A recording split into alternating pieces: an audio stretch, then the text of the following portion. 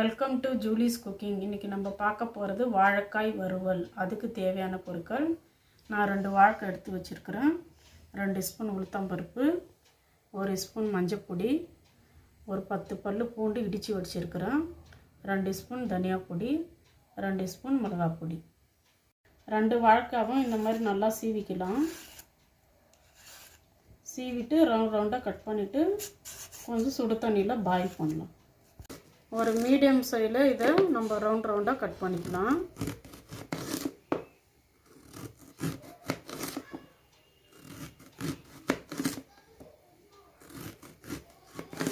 பாருங்கள், இந்த அளவுக்கு தண்ணி சூடாக இருக்குது.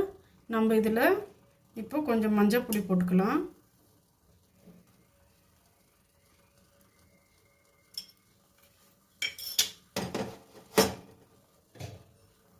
அப்புறம் நம்ம கட் பண்ணி வச்சிருந்த வாழைக்காவை போட்டுக்கலாம்.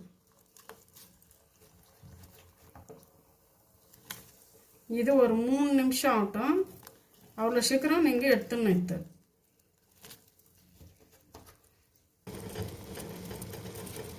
3 நிமிஷம் ஆயிடுச்சு. நம்ம இந்த வாழைக்காவை ஒரு தட்டில் மாற்றிக்கலாம்.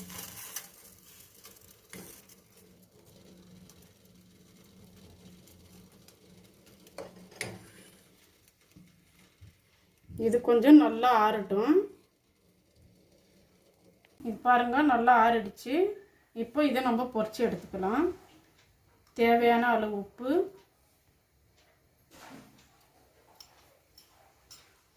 மிளகாய் பொடி,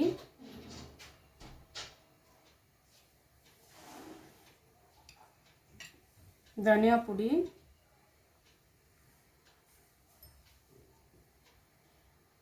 மஞ்சள் பொடி. இப்போ நம்ம இது பிசைஞ்சிக்கலாம்.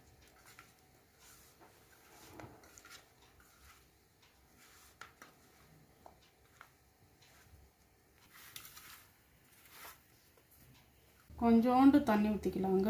நிறைய வேண்டாம், கொஞ்சமாக, இவ்வளோ போதும். இந்த மசாலா இந்த வாழைக்காயில் ஒட்டுறதுக்காக தண்ணி தெளிச்சிக்கணும். அப்போ தான் இது நல்லா அப்ளை ஆகும்.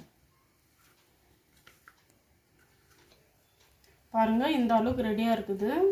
உப்பு இந்த மசாலாலாம் வாழைக்காயில் இறங்குறதுக்காக ஒரு 5 நிமிஷம் இதை நம்ம ஊற விடலாம். 5 நிமிஷம் ஆயிடுச்சு. இப்போ நம்ம இதை வறுத்து எடுத்துக்கலாம்.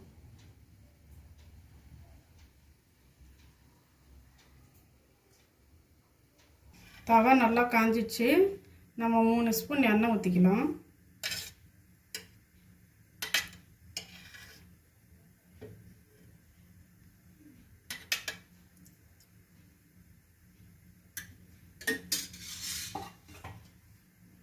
மூணு ஸ்பூன் எண்ணெய் ஊற்றிட்டு இது நல்லா அப்ளை பண்ணலாம். சரி,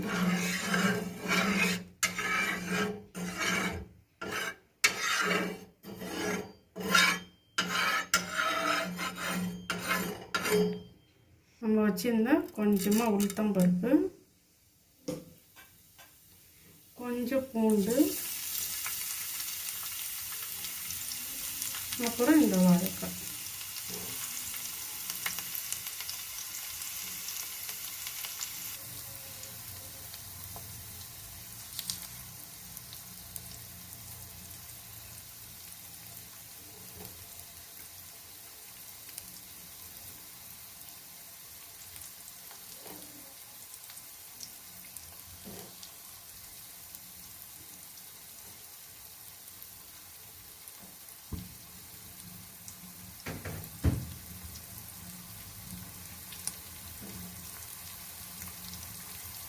கொஞ்சம் லைட்டாக பெருங்காயத்தூள் உங்கள்கிட்ட இருந்தால் போட்டுக்கோங்க, இல்லைனாலும் பரவாயில்லை.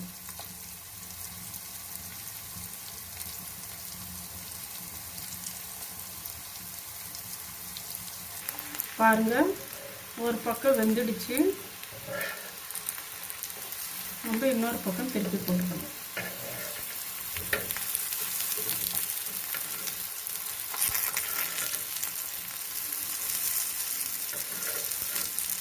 இந்த பூண்டோட ஸ்மெல்லு, இந்த உளுத்தம்பருப்போட ஸ்மெல்லு, வாசனை, இந்த வறுவல் ரொம்ப செமையாக இருக்குங்க. பாருங்கள், ரெண்டு பக்கமும் ஃப்ரை பண்ணியாச்சு. நம்ம இப்போ இந்த பூண்டோட சேர்த்து எடுத்துடலாம்.